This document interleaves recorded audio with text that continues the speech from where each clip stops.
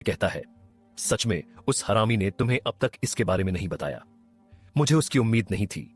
राजवीर उसके ऊपर हमला करते हुए कहता है, दिमाग खराब है क्या तुम्हारा? फ्यूज मेटल राजवीर के हमले को रोकते हुए कहता है, कमजोर इंसान, तुम्हें सच में लगता है कि तुम मुझे खरोंच भी नहीं सकते हो? उनके बीच की लड़ाई की आवाज सुनकर टावर के गार्डन में प्रैक्टिस कर रही रिया को भी इसके बारे में पता चल जाता है और वो यहां पहुंच जाती है। रिया वहां पहुंचती है तो अखिल और राजवीर एक दूसरे से लड़ रहे थे। रिया कंफ्यूज होते हुए कहती है, ये तुम दोनों क्या कर रहे हो? दिमाग खराब? रिया चुप हो जाती है जब वो अखिल के हाथ के तलवार को देखती है। रिया कहती है, ये क्या बकवास है? कौन हो तुम? राजवीर पीछे हटते हुए कहता है, ये कोई पायरेट है और कह रहा है कि ये उनका बदला है। ये सुनते ही रिया समझ गई थी कि ध्रुव ने फाल्कन को मार दिया था, इस वजह से पायरेट्स ने वहां हमला किया था। रिया फिर भी अनजान बनते हुए कहती है, उनका हमसे क्या लेना देना है? फ्यूज मेटल हंसते हुए राजवीर सक्सेना को एक जोरदार लात मारकर पीछे फेंक देता है और कहता है, क्या बात है, तुम इंसान हर तरह से बेवकूफ हो, इसी वजह से जिंदा छोड़ने का मन ही नहीं करता है मेरा। रिया खंजर का एक पैर निकालते हुए कहती है, तुमने जो कुछ भी किया है उसकी कीमत तो तुम्हें चुकानी ही पड़ेगी। फ्यूज मेटल अब अपने दोनों हाथों से तलवार निकालते हुए कहता है, तुम्हें ले जाने से पहले तो मैं तुम्हें घायल कर ही सकता हूं। फ्यूज मेटल हंसते हुए दोनों की तरफ जाने लगता है।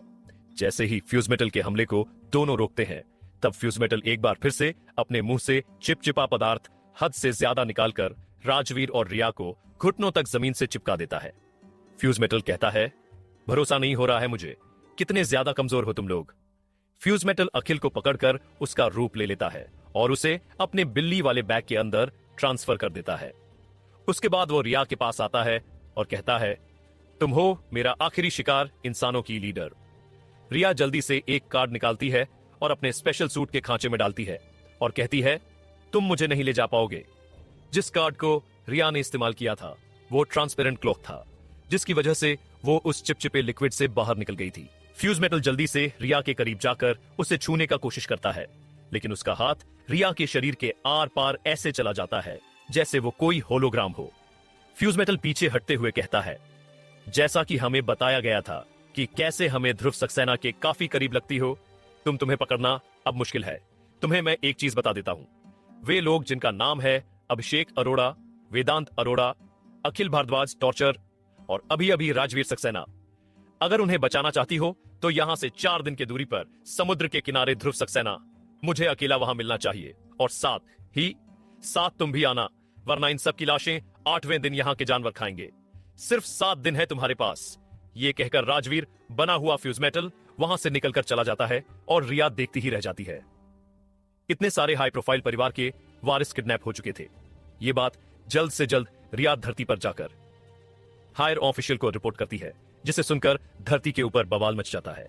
सारे लोग बस एक ही चीज जानना चाहते थे कि आखिर ध्रुव सक्सेना ने पायरेट्स के साथ किया क्या था। रिया मुंह खोलने के लिए तैयार ही नहीं थी और ध्रुव अभी तक लौटा ही नहीं था। रिया को सख्त निर्देश दिए गए थे कि जितनी जल्दी हो सके ध्रुव को उनके सामने पेश किया जाए। 2 दिन के बाद युवराज वापस आता है और उसके कुछ ही घंटों के बाद शालिनी, रवि और साकेत आते हैं। युवराज को देखकर तीनों यही सोच रहे थे कि कहीं अगर युवराज ने अपना मुंह खोला तो वे तीनों के तीनों खत्म हो जाएंगे। युवराज उनके पास आता है और उन्हें तस्वीर दिखाते हुए कहता है, अगर तुम लोगों ने मेरे साथ कुछ करने की कोशिश की तो मैं इसे हर तरफ फैला दूंगा और तुम सब खत्म हो जाओगे। शालिनी कहती है, ठीक है। युवराज कहता है, ध्रुव कहां है? साकेत बीच में आते हुए कहता है, उसका मरना पक्का है, अब तक तो उसे भेड़िए चीर फाड़ कर खा गए होंगे। युवराज उसके कॉलर को पकड़ते हुए कहता है, अगर वो कल तक नहीं लौटा तो मैं तुम्हारे हाथ और पैर को बांधकर कहीं किसी जानवर के ग्रुप के सामने फेंक दूंगा। ये कहकर युवराज अंदर चला जाता है। उन सबको आया हुआ देखकर सौम्या रिया को बुलाती है। रिया आते हुए युवराज से पूछती है, ध्रुव कहां है? युवराज शालिनी की तरफ इशारा करते हुए कहता है, इनसे पूछिए। शालिनी सब कुछ बताती है, जो कुछ भी हुआ था वहां। वो बस ये नहीं बताती है कि उन लोगों ने युवराज को पीछे छोड़ने की कोशिश की थी। रिया चिल्लाते हुए कहती है, जाओ तुम लोग यहां से। शालिनी ने आज तक रिया को इतना गुस्से में नहीं देखा था, इसलिए वो वहां से चली जाती है और रवि और साकेत भी चले जाते हैं। युवराज कहता है, आंटी ध्रुव वापस तो आएगा ना? रिया कहती है, हां बिल्कुल आएगा। वैसे तुम क्यों पूछ रहे हो? युवराज कहता है, मैं उसे सॉरी बोलना चाहता था, उसने मुझे बचाया। पता नहीं कैसे बताऊं मैं आपको, कि क्या फील कर रहा हूं मैं। युवराज के इस तरह के सवाल को सुनकर रिया शॉक थी, लेकिन खुश भी थी कि युवराज जैसा कोई किसी की फिक्र कर रहा था। आगे की कहानी जानने के लिए सुनते रहिए सिर्फ और सिर्फ पॉकेट एफएम पर। युवराज हां सुनकर वहां से चला जाता है। रिया जानती थी कि ध्रुव मरने वाला नहीं है। जब तक ध्रुव के पास ट्रांसपेरेंट क्लॉक था, तब तक ध्रुव हजारों क्वाटरनरी जानवरों के बीच से भी बिना किसी खरोंच के गायब हो सकता था। रिया बस एक ही काम कर सकती थी, और वो था ध्रुव के आने का इंतजार। 7 दिन में से 2 दिन बीत चुका था।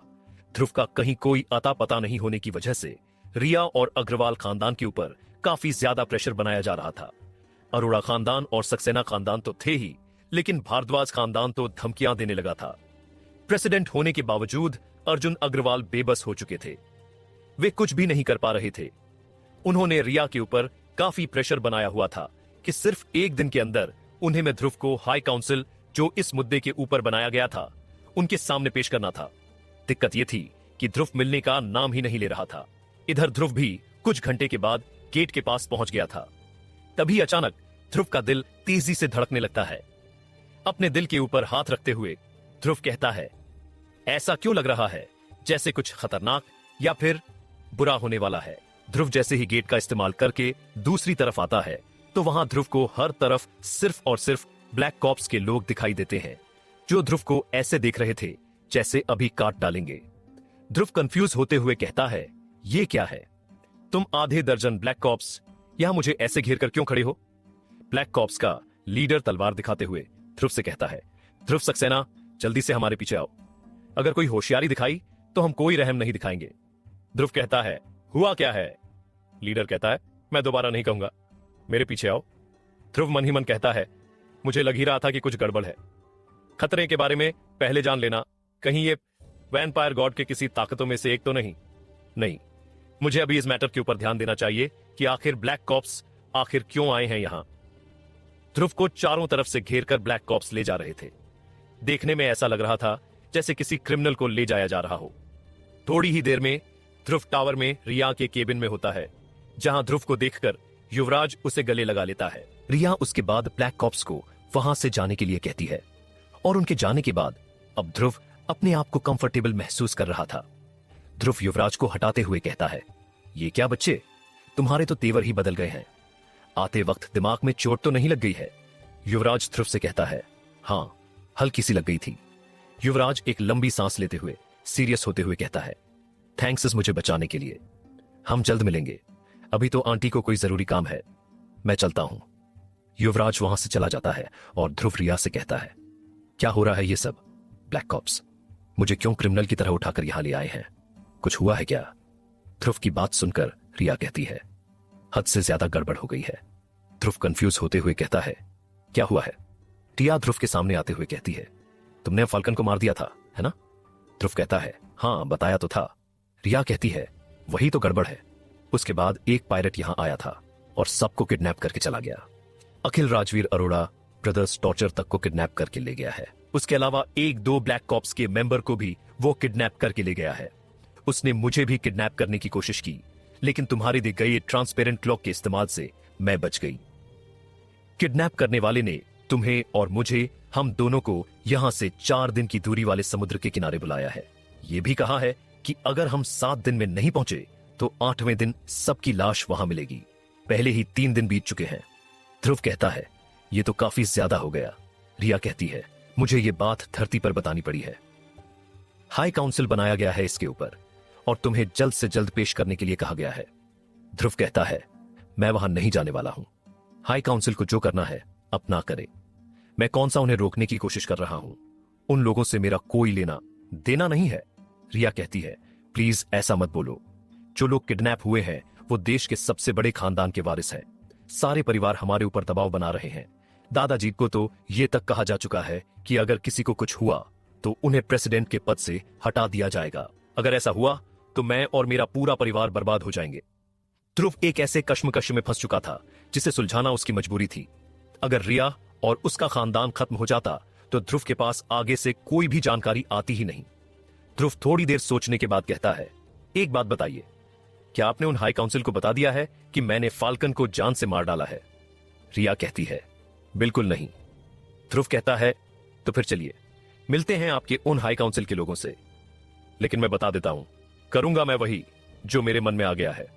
जब ध्रुव कहता है कि वो हाई काउंसिल के लोगों से मिलेगा जरूर, लेकिन करेगा वही जो उसके मन में आया है, तो वो रिया को अपनी बात पर यकीन दिलाना चाहता है। आगे की कहानी जानने के लिए सुनते रहिए सिर्फ और सिर्फ पॉकेट एफएम ऐप पर। रिया कंफ्यूज होते हुए कहती है, क्या आया है तुम्हारे मन में? ध्रुव कहता है, वह सब हम यहां आने के बाद देखेंगे। रिया ध्रुव को एक पता देते हुए कहती है, यहां पहुंचना है तुम्हें सिर्फ अगले 2 घंटे में। तुम मुझे बताओ कि तुम्हें कहां से रिसीव किया जाए। ध्रुव डॉक्टर संजीव के घर के बगल वाले एक जगह का एड्रेस देते हुए कहता है, बिल्कुल यहीं से। ध्रुव वापस धरती लौट जाता है और थोड़ी ही देर के बाद रिया के कहे अनुसार एक फ्लाइंग कार उसे रिसीव करने के लिए आती है। ध्रुव उसके अंदर बैठते हुए ड्राइव कर रहे लड़के को कहता है, हम पहले मिले हैं ना? मुझे ऐसा लग रहा है कि हम मिले हैं। ड्राइवर पीछे मुड़ते हुए कहता है, क्या बात है, तुम मुझे फिर से भूल गए? ध्रुव कहता है, नहीं नहीं, बात ऐसी है कि तुम याद हो मुझे, लेकिन सिर्फ और सिर्फ शक्ल से। पता नहीं क्यों मुझे लोग याद नहीं रहते हैं। ड्राइवर अपने गुस्से को पीते हुए कहता है, मैं राजीव हूं, डाउनफॉल मार्शल एकेडमी से। ध्रुव हंसते हुए कहता है, अच्छा हाँ याद आया मुझे, हर तरफ तुम यूं ही भटकते रहते हो। राजीव कहता है, बकवास बंद करो, एक बार तुम चलो तो सही, फिर उसके बाद तुम्हें पता चलेगा कि बदतमीजी करने की सजा क्या होती है। थोड़ी ही देर के बाद ध्रुव एक बड़े से बिल्डिंग के अंदर फ्लाइंग कार रुकती है और ध्रुव नीचे उतर जाता है। उसके बाद राजीव ध्रुव से कहता है, बात ऐसी है कि अब तुम्हें मिलिट्री अंदर लेकर जाएगी। ध्रुव कंफ्यूज होते हुए कहता है, क्या बकवास कर रहे हो? मिलिट्री क्यों? ध्रुव अपनी बात पूरी भी नहीं कर पाता है क्योंकि मिलिट्री ने उसे हर तरफ से घेर लिया था। बात ऐसी थी कि अर्जुन अग्रवाल को अपनी सुरक्षा के लिए मिलिट्री को अपने साथ रखना पड़ा था। एक मिलिट्री मैन ध्रुव को अपने पीछे आने का इशारा करता है और ध्रुव आगे आगे चलने लगता है। ध्रुव जब अंदर गया था तो वहां सारे बूढ़े बूढ़े लोग थे जो उस वक्त आए थे जब ध्रुव ने लिटिल फिंगर को नंगा कर दिया था। वहां सारे लोग ध्रुव को ऐसे देख रहे थे जैसे ध्रुव इस सदी का सबसे बड़ा क्रिमिनल हो, जिसे देश के सारे बड़े बड़े लोगों ने अपने सामने उसे मरते हुए देखना चाहते हो। सारे लोग एक यू शेप के टेबल पर बैठे हुए थे और सामने ध्रुव को खड़ा रहने के लिए कहा गया था। उन सारे लोगों के पीछे भी काफी लोग खड़े थे। ध्रुव की नजर अथर्व सक्सेना के पीछे खड़े एक आदमी के ऊपर करती है, जिसे देखकर ध्रुव निराश हो जाता है। वह विशाल था जिसकी वजह से सतीश सक्सेना मारा गया था। ध्रुव का सबसे बड़ा प्राइम टारगेट वही था। ध्रुव बस जल्द से जल्द लेवल 2 के ऊपर जाकर सबसे पहले विशाल को खत्म करने वाला था। उसे अपने सामने देखकर ध्रुव को वह दिन याद आ गया था जब उसने सतीश सक्सेना को खून से लथपथ देखा था। ध्रुव उसे देखकर मन ही मन कहता है, जल्द ही तेरे लाश को मैं इन्हें भेजूंगा। उसके बाद धीरे धीरे यहां मौजूद ज्यादातर लोग मेरे हाथों मारे जाएंगे। तेरी मौत तो हद से ज्यादा खतरनाक होगी विशाल। सामने खड़ा एक अधेड़ उम्र का इंसान जो कोई और नहीं बल्कि रूहान मल्होत्रा थे। वह कहते हैं, तुम्हें पता है ध्रुव सक्सेना की आखिर तुम्हें बुलाया क्यों गया है? ध्रुव अपने पुराने अंदाज में आते हुए कहता है, वह सब बाद में होगा, मुझे पहले यहां चेयर चाहिए, मैं खड़े खड़े बातचीत नहीं कर सकता। यह बात ध्रुव ने स्माइल करते हुए ऐसे कहा था जैसे वह उनके घर मेहमान बनकर आया हो। प्रणव भारद्वाज चिल्लाते हुए कहता है, क्या बकवास है ये, अपनी औकात भूल रहे हो क्या? रिया और रोशनी भी वहीं मौजूद थी। रोशनी रिया के कान में कहती है, तुम्हें नहीं लगता है कि अब यहां कुछ एंटरटेनिंग होने वाला है? रिया हंसते हुए कहती है, बिल्कुल, ध्रुव जहां पहुंचता है वहां चीजें सही नहीं होती हैं। रही बात एंटरटेन होने की तो चिंता मत करो, बुड्ढों के इस सीरियस मीटिंग में कुछ तो ऐसा होगा जिससे हमें मजा आए। रोशनी ने आज तक ध्रुव को वह सब करते हुए नहीं देखा था जो रिया और बाकी सबसे उसे पता चलता रहता था। यू शेप के इस टेबल के बीचों बीच प्रेसिडेंट अर्जुन अग्रवाल बैठे हुए थे। ध्रुव धीरे धीरे चलते हुए उनके पास जाता है और प्यार से कहता है, अगर मैं यहां बैठ जाऊं तो आपको कोई दिक्कत तो नहीं? अर्जुन अग्रवाल की वैसे ही लगी हुई थी, इसलिए वह कहता है, कोई दिक्कत नहीं है, तुम्हारी जरूरत है उन्हें, इसलिए तुम अपने हिसाब से चीजें कर सकते हो। अर्जुन अग्रवाल अपने चेयर के साथ थोड़ा सा पीछे हट जाता है और कहता है, अब आगे तुम संभालो। शशांक अरोड़ा कहता है, क्या है ये मिस्टर प्रेसिडेंट? अर्जुन अग्रवाल कहते हैं, आप सबको ध्रुव सक्सेना चाहिए था ना, तो पेश है ध्रुव सक्सेना, जो कहना है और करना है करो। अर्जुन अग्रवाल के इस बात से हर एक चीज साफ हो गई थी। उन सबको ध्रुव से ही डायरेक्ट डील करना था। शशांक अरोड़ा चिल्लाते हुए कहता है, देखो ध्रुव सक्सेना। ध्रुव हंसते हुए उन्हें रोकता है और खुद कर टेबल के बीचों बीच कहता है, सबसे पहले मैं आप सबको अपने बारे में और आप सबके सिचुएशन के बारे में बताना चाहूंगा। अथर्व सक्सेना शांति से कहता है, तुम्हारे कहने का क्या मतलब है? ध्रुव कहता है, बस आप मेरी बातें सुन लीजिए, इसके बाद सारा का सारा मतलब समझ आ जाएगा। ध्रुव कहता है, मेरा नाम है ध्रुव सक्सेना और मेरा सक्सेना खानदान से कोई लेना देना नहीं है, बस सरनेम मैच करता है। प्रणव भारद्वाज चिल्लाते हुए कहता है, बकवास बंद करो बच्चे, वरना तुम्हें पार दूंगा। मैं यहां। प्रणव भारद्वाज को चिल्लाते हुए देखकर ध्रुव कहता है, आप शांत हो जाइए, आगे की कहानी जानने के लिए सुनते रहिए। प्रणव भारद्वाज कुछ कहने ही वाला होता है कि अथर्व सक्सेना उसे चुप रहने का इशारा करता है, इसलिए वो चुप हो जाता है। सबको चुप देखकर ध्रुव आगे कहता है, देखिए आप सब लोग, मेरे बारे में तो आप लोगों ने जान लिया, एक और बात जान लीजिए, मैं शांत किस्म का इंसान हूं। शशांक अरोड़ा अपने गुस्से पर काबू करते हुए कहता है, बेवकूफ लड़के, तुम्हें अंदाजा भी है कि हम अभी किस सिचुएशन में हैं? ध्रुव कहता है, यही तो मैं आपको समझा रहा हूं, आप अभी इस सिचुएशन में नहीं हैं कि मुझे अपने इशारे पर नचा सकें। खामोशी के बाद अथर्व सक्सेना अपना मुंह खोलते हुए कहता है, तुम्हारे बारे में सब कुछ पता है हमें, तुम्हारे परिवार के बारे में, और जिंदा लोगों में से सिर्फ एक है, देश के मशहूर साइंटिस्ट डॉक्टर संजीव। ध्रुव कहता है, काफी अच्छी है आपकी जानकारी, लेकिन आपके बातों से मुझे धमकी की बू आ रही है। ध्रुव अथर्व सक्सेना को बोलने का मौका नहीं देता है और कहता है, अगर संजीव अंकल को खरोंच भी आई तो आपके लिए अच्छा नहीं होगा। अर्जुन अग्रवाल कहते हैं, ध्रुव तुम बात को कहीं और से कहीं और लेकर जा रहे हो। ध्रुव कहता है, सॉरी मास्टर प्रेसिडेंट, आप चिंता मत कीजिए, अब मैं मुद्दे पर ही आने वाला हूं। ध्रुव सबकी तरफ देखते हुए कहता है, आप सब लोग ऐसे चिल्लाएंगे नहीं और शांति से बात करेंगे। तो शुरू करते हैं, आप सब लोग अपने सवाल को पूछना शुरू करें। ध्रुव इस बार अपने साथ एक ऐसा कहानी बनाकर लाया था जिसके बाद ध्रुव एक बहुत ही खतरनाक प्लान बनाकर इनके परिवार में घुसने का सोच रहा था। अथर्व सक्सेना सबसे पहले पूछते हैं, क्या था यह सब? क्यों एक पायलट ने हमारे परिवार के वारिसों को किडनैप किया है और उसे तुम क्यों चाहिए? ध्रुव कहता है, एक्चुअली बात ऐसी है कि पायरेट्स का लीडर जिसका नाम फाल्कन था वो मारा गया है। अथर्व सक्सेना शांति से ही कहते हैं, क्या तुमने मारा उसे? ध्रुव कहता है, क्या बात कर रहे हैं आप? अगर मैं इतना ही ज्यादा ताकतवर होता तो अब तक सेकंड लेवल में ना होता। प्रणव भारद्वाज कहता है, तो फिर वो तुम्हें क्यों ढूंढ रहा था? ध्रुव कहता है, बात ऐसी है कि उसे किसने मारा वो मैं जानता हूं, इसलिए आपके परिवार के वारिसों को किडनैप किया गया है ताकि मैं अपना मुंह खोल दूं। अथर्व सक्सेना कंफ्यूज होते हुए कहते हैं, मतलब क्या है तुम्हारा? उसे किसने मारा है ये तुम जानते हो, तो हमारे परिवार के बच्चों को क्यों किडनैप किया है? ध्रुव कहता है, मैं वहां से निकल गया था ना, तो शायद किडनैपर मुझे ढूंढते हुए आया होगा, लेकिन मैं मिला नहीं, तो जो रास्ते में मिला उसे उठा लिया। अब मैं इसमें क्या करूं? शशांक अरोड़ा कहता है, ये सब छोड़ो और मुझे ये बताओ कि पायरेट्स के लीडर फाल्कन को किसने मारा? ध्रुव कहता है, बहुत अच्छे, इसी सवाल का तो मैं इंतजार कर रहा था। ध्रुव आगे कहता है, क्या बताऊं मैं उसके बारे में? वो एक इंसान था जिसने अपना नाम शैडो बताया था। उसका कहना था कि वो अंधेरे में सिर्फ रहता ही नहीं है बल्कि वो खुद ही एक अंधेरा है। अथर्व सक्सेना कहते हैं, इंसान था मतलब? ध्रुव कहता है, देखिए आप मुझे मेरी बात को कंप्लीट करने दीजिए, उसके बाद कुछ कहिएगा। अथर्व सक्सेना शांत हो जाते हैं और ध्रुव आगे कहता है, उसने लास्ट में कुछ ऐसा कहा था कि मैं किसी प्रोजेक्ट का फाइनल प्रोडक्ट हूं। पता नहीं कि एक इंसान किसी प्रोजेक्ट का फाइनल प्रोडक्ट कैसे हो सकता है। यह बात सुनकर सारे लोग शॉक हो गए थे। सारे लोग सोच पा रहे थे कि आखिर क्या मतलब होता है प्रोजेक्ट के फाइनल प्रोडक्ट का मतलब। सारे लोगों को अब अनिकेत के प्रोजेक्ट मार्क के आखिरी प्रोडक्ट होने पर शक होने लगा था। ध्रुव कहता है, उसके बाद उसने फाल्कन का सर काट दिया और जाकर उसकी लाश को पायरेट्स के हवाले कर दिया। उसके बाद वो भाग गया, या फिर यूं कह सकते हैं कि निकल गया। ध्रुव की बात सुनकर अथर्व सक्सेना के पीछे से निकलते हुए कोई कहता है, ये सब तो ठीक है, लेकिन वे लोग तुम्हारे पीछे क्यों पड़े हुए हैं? और जहां फाल्कन को मारा गया वहां तुम क्या कर रहे थे? ध्रुव उसकी तरफ देखते हुए कहता है, जरा बाहर आओगे क्या? तुम्हारा चेहरा मुझे दिखाई नहीं दे रहा है। अथर्व सक्सेना के पीछे से अनिकेत बाहर निकलता है, जिसे देखकर ध्रुव मन ही मन कहता है, अच्छा तो तू बाहर आ ही गया, तेरा पत्ता कटने वाला है इसलिए मिर्ची लग रही है। ध्रुव कहता है, मैं वहां क्यों था यह सवाल ही गलत है, क्योंकि मुझे डिवाइन सिटी में लोगों ने बैन करके रखा हुआ है, इसलिए मुझे जगह जगह जाना पड़ता है शिकार करने के लिए, इसलिए मुझे जहरीले जंगल में जाना पड़ा। अब वहां खून हो गया तो फिर मैं क्या करूं? अनिकेत कहता है, वो सब तो ठीक है, लेकिन वे लोग तुम्हें ढूंढ क्यों रहे हैं? आखिर वे तुम्हें चाहते क्यों हैं? अनिकेत किसी तरह से प्रोजेक्ट मार्क के मुद्दे को दूर करना चाहता था। ध्रुव समझ रहा था, लेकिन ध्रुव ने पहले ही सबके दिमाग में शक का बीज बो दिया था। ध्रुव कहता है, कुछ भी नहीं, दरअसल ये एक बहुत ही बड़ी गलतफहमी है। उन्हें ऐसा लगता है कि मैं उस इंसान के बारे में जानता हूं।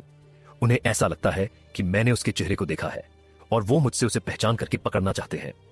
अर्जुन अग्रवाल कहते हैं, वो सब तो ठीक है, लेकिन आखिर उसने रिया को क्यों आने के लिए कहा? ध्रुव कहता है, वो मुझे कैसे पता चलेगा? वो तो उनसे मिलने के बाद ही पता चलेगा। तो अब बताइए, मुझे कुछ और कहना चाहते हैं आप सब लोग? रिया ये सुनकर मन ही मन कहती है, ये क्या है? ध्रुव, आखिर अब तुम्हारे दिमाग में चल क्या रहा है? आगे की कहानी जानने के लिए सुनते रहिए। ध्रुव की बात सुनकर रिया कंफ्यूज थी कि आखिर ध्रुव के दिमाग में चल क्या रहा है। ध्रुव सबको खामोश देखकर कहता है, आप लोग ज्यादा मत सोचिए, मैं भी जा रहा हूं आपके खानदान के वारिसों को बचाने। अब कोई और सवाल नहीं। यह कहकर ध्रुव जाने लगता है। तब शशांक अरोड़ा कहता है, आखिर तुम हमारे परिवार के बच्चों को क्यों बचाना चाहते हो? ध्रुव कहता है, बात ऐसी है कि अगर नहीं बचाऊंगा तो आप लोग मुझे शांति से तो रहने नहीं देंगे, इसलिए कोशिश करूंगा।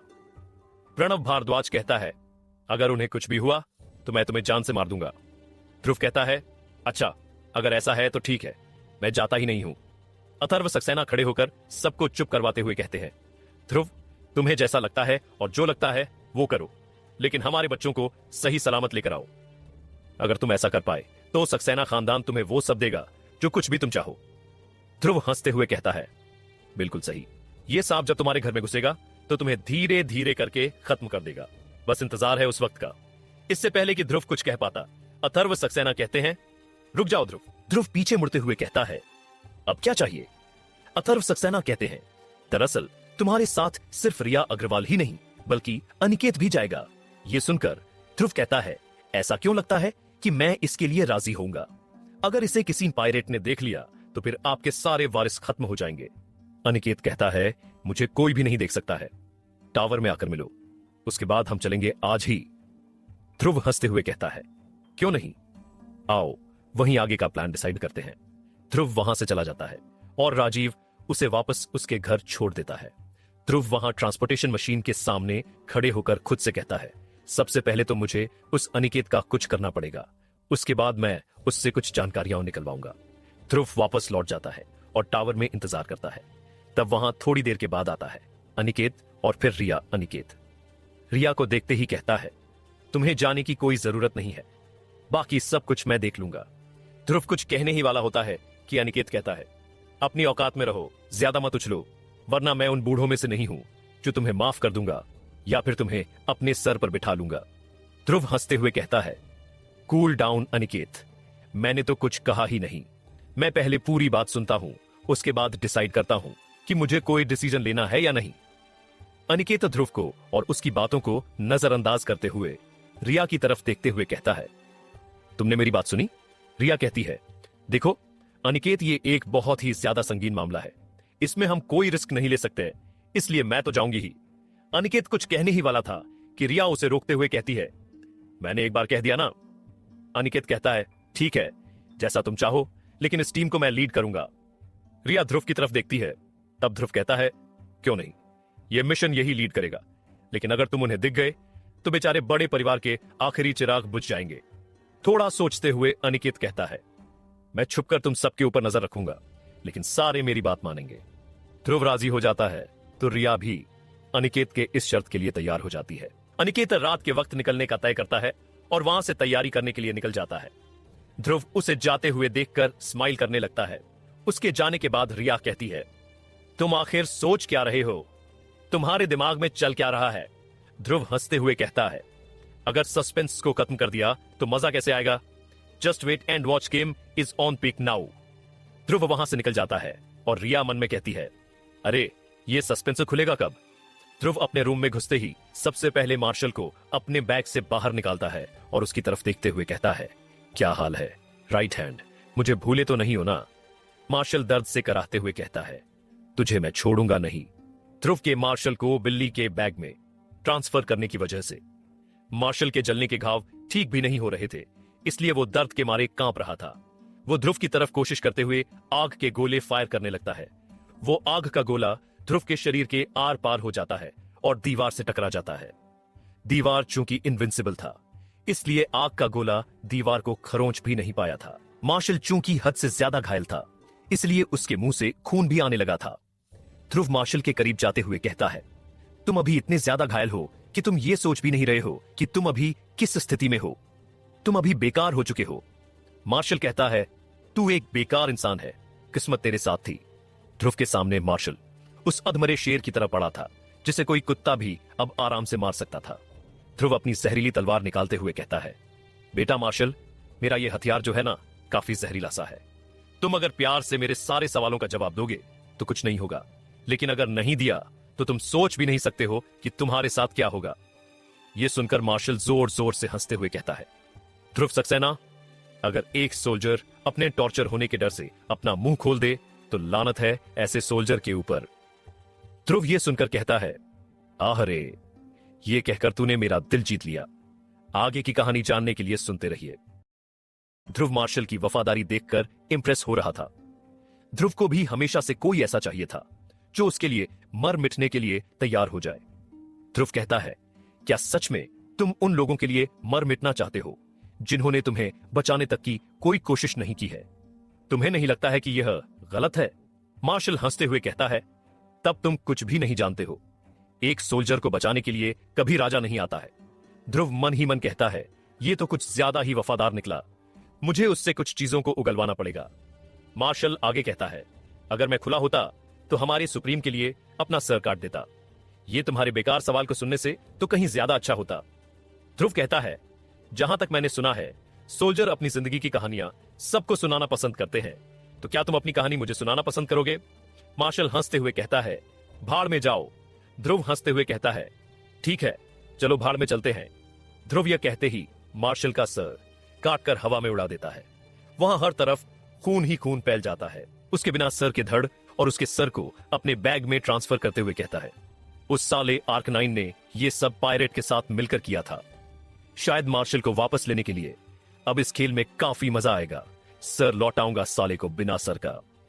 ध्रुव उसके फैले खून को साफ करते हुए कहता है, पहले इस अनिकेत का कुछ करना पड़ेगा। उस साले को भी बाहर निकलते ही ठिकाने लगा दूंगा। ध्रुव चौंकते हुए खुद से कहता है, ये आखिर मैंने क्यों किया? उसे मारना नहीं था मुझे गुस्सा क्यों आया? ध्रुव चिल्लाते हुए मन ही मन कहता है, क्या बकवास है ये?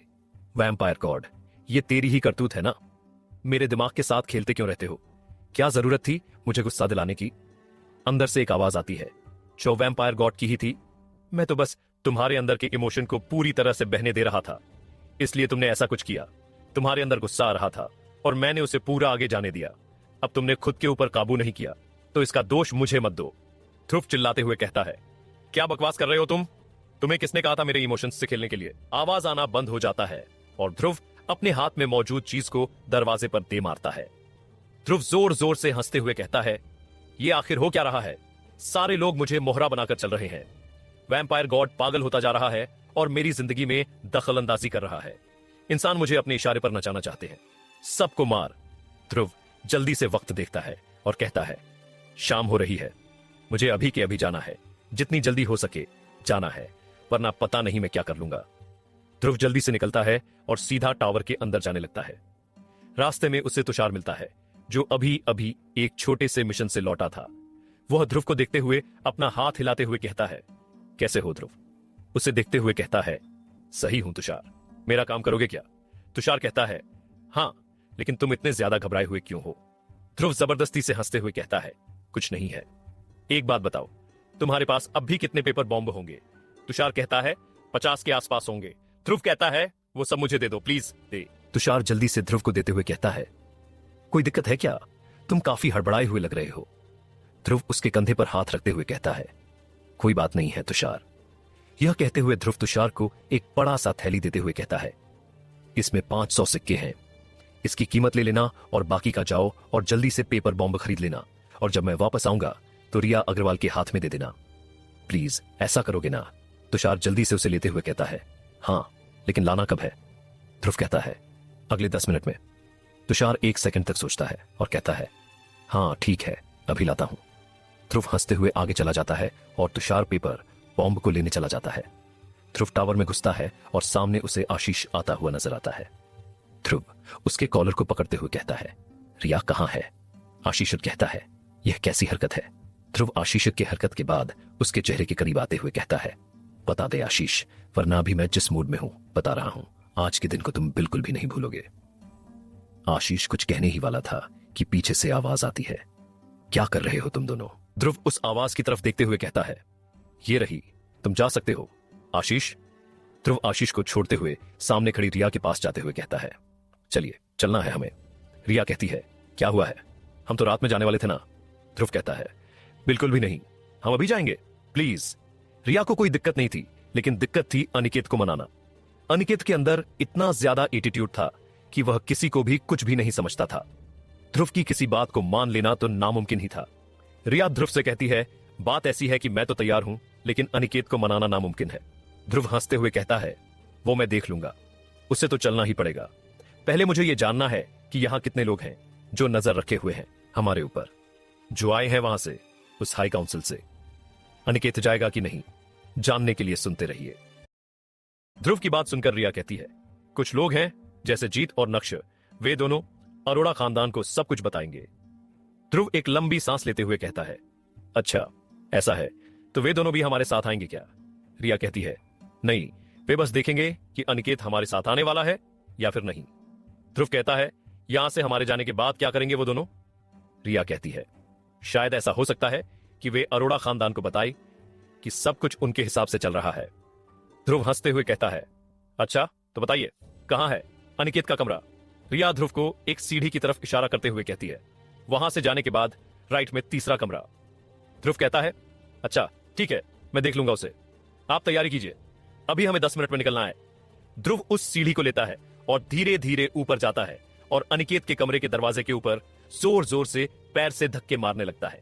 अपने दरवाजे के ऊपर ऐसा खतरनाक दस्तक होते हुए सुनकर अंदर मौजूद अनिकेत मन ही मन कहता है, किसकी इतनी हिम्मत हो गई है जो मेरे दरवाजे पर ऐसे धक्के दे रहा है। जैसे ही अनिकेत बाहर आता है तो उसे ध्रुव खड़ा हुआ नजर आता है। वह ध्रुव को देखते हुए कहता है, क्या हुआ रे, ऐसे जंगली की तरह क्यों कर रहे हो?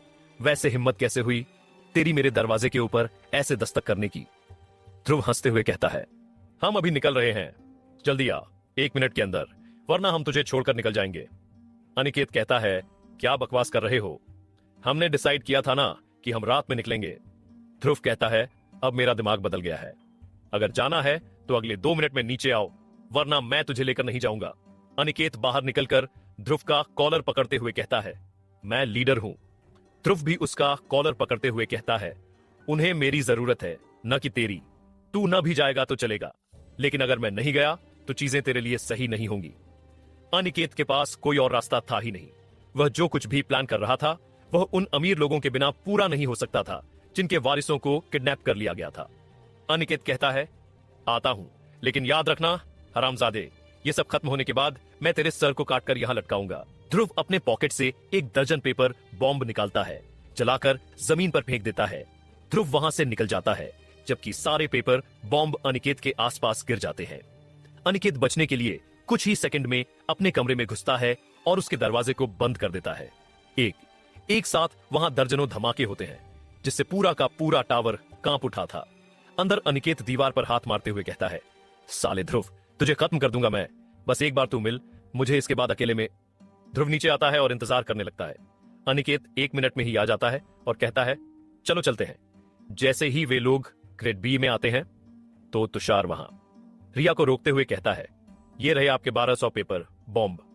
रिया कंफ्यूज होकर कुछ कहने ही वाली होती है कि वह ध्रुव की तरफ देखती है, जो उसे देखते हुए बस ले लेने का इशारा करता है। अनिकेत यह देखकर कहता है, ये क्या इशारेबाजी कर रहे हो तुम दोनों? ध्रुव कहता है, जल्दी चलने का इशारा कर रहा हूं।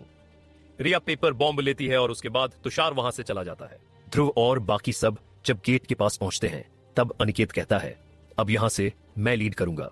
ध्रुव हंसते हुए कहता है, क्यों नहीं, लेकिन ज्यादा ऑर्डर्स मत देना, वरना चीजें गड़बड़ भी हो सकती हैं।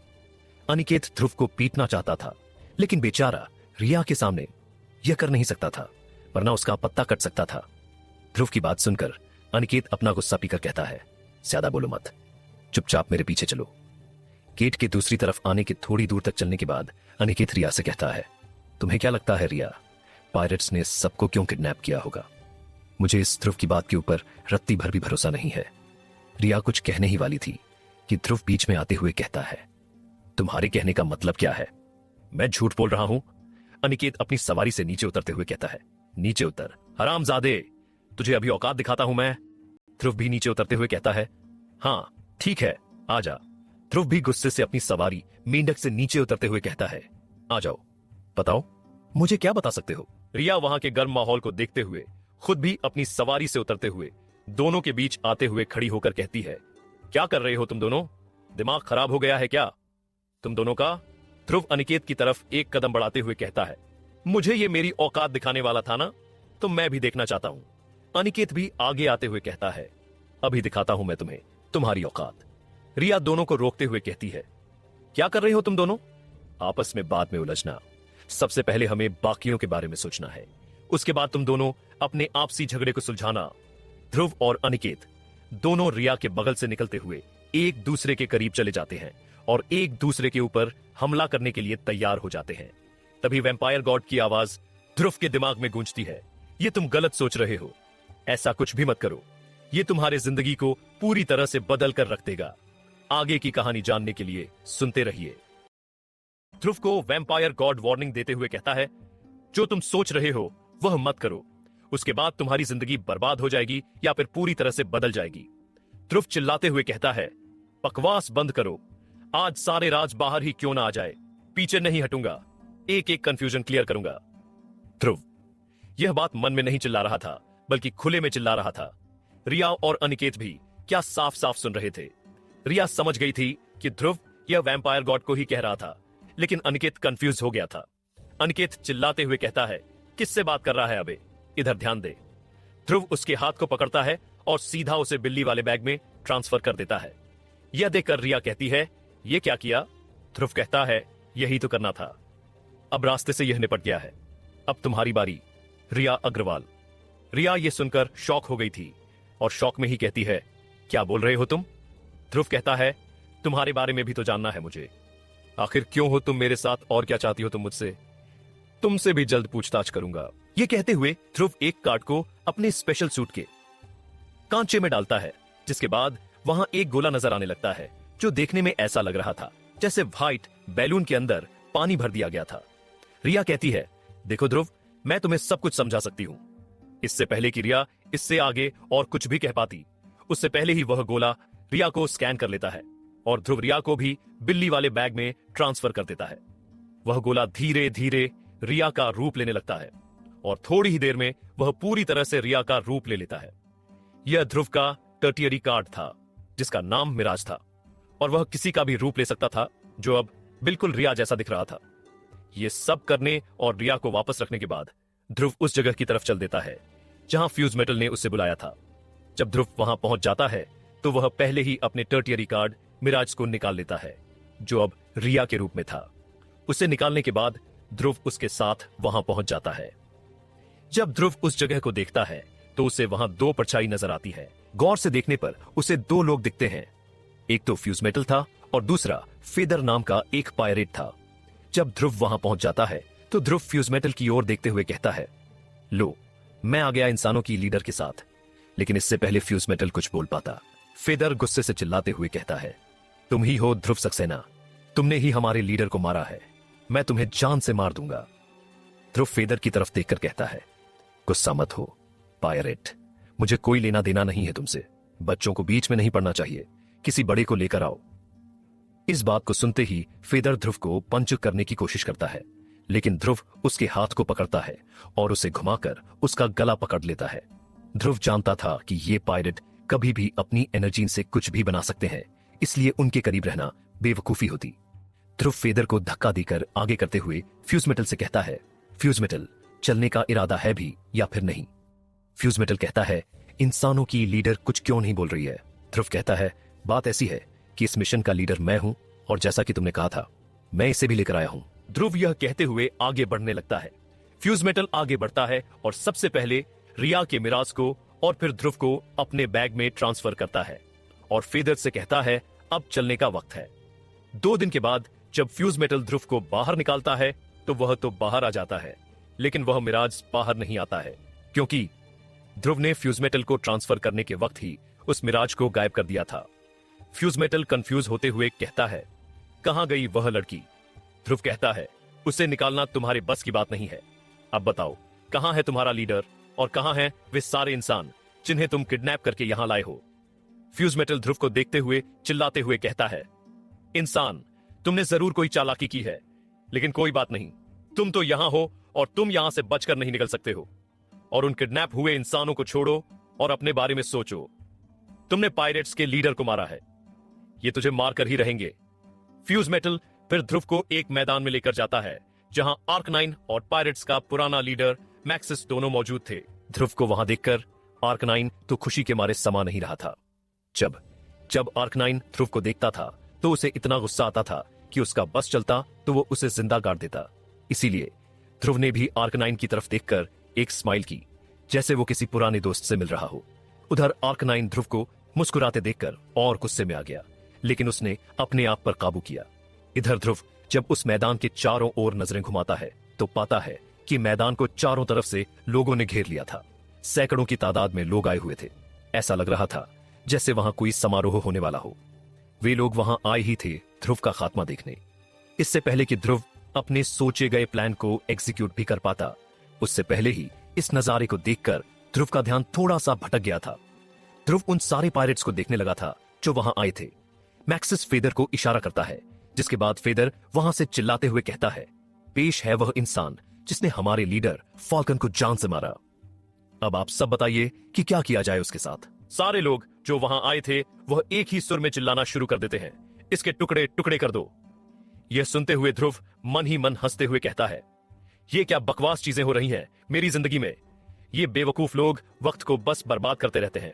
अगर मैं इनके जगह होता तो अब तक मुझे मार चुका होता और इस खेल को खत्म कर चुका होता। मैक्सिस ध्रुव को देखते हुए कहता है, तुम्हारी कोई आखिरी ख्वाहिश? वैसे मुझे तुम्हें वो मौका नहीं देना चाहिए, लेकिन दे ही देता हूं। आखिर हमारे कोड और एथिक्स का सवाल है। ध्रुव इससे पहले कि कुछ कर पाता, मैक्सिस के हाथों से पानी निकलने लगता है और वह जाकर सीधा ध्रुव को हर तरफ से रस्सी की तरह जकड़ लेता है। यह ध्रुव के लिए कुछ नया था। ध्रुव पूरी तरह से फंस गया है क्योंकि वह अब किसी भी कार्ड का इस्तेमाल नहीं कर सकता था। ध्रुव मन ही मन कहता है, क्या हुआ अभी? इस बार गंदा फंसा हूं मैं। अब मैं अपने कार्ड का इस्तेमाल कैसे करूंगा? मेरे दोनों हाथ बंध गए हैं। अच्छा, तो मैक्सिस वाटर स्टाइल वाला है, आग से जलाता नहीं है बल्कि पानी में डुबाता है। मुझे कुछ तो करना पड़ेगा। मैक्सिस ध्रुव से कहता है, जल्दी बोलो, आखिरी इच्छा क्या है तुम्हारी? ध्रुव कहता है, मरने से पहले मैं प्रार्थना करना चाहता हूं। मैक्सिस कहता है, अच्छा तो करो, किसने रोका है? ध्रुव कहता है, उसके लिए सबसे पहले तुम्हें मेरे हाथों को खोलना पड़ेगा। आर्कनाइन कहता है, ऐसा कुछ सोचना भी मत, इसके हाथ को खोलने का मतलब है कि यह भाग जाएगा।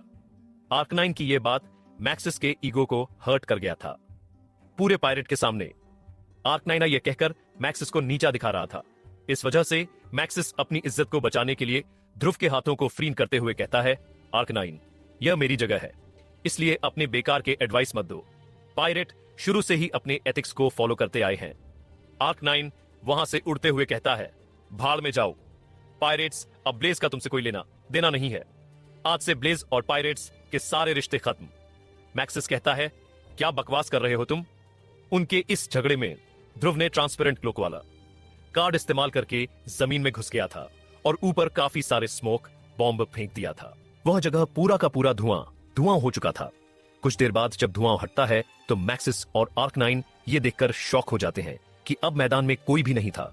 जैसे ही आर्कनाइन ये देखता है तो वह अपने लोगों से चिल्लाते हुए कहता है, कहां गया वो? ढूंढो उसे, वो यहीं कहीं होगा। इधर मैक्सिस भी शौक से बाहर आकर अपने लोगों को भी ध्रुव को ढूंढने के लिए कहता है। ध्रुव ट्रांसपेरेंट क्लोक का यूज करके जमीन के नीचे से वहां से निकलने की कोशिश कर रहा था।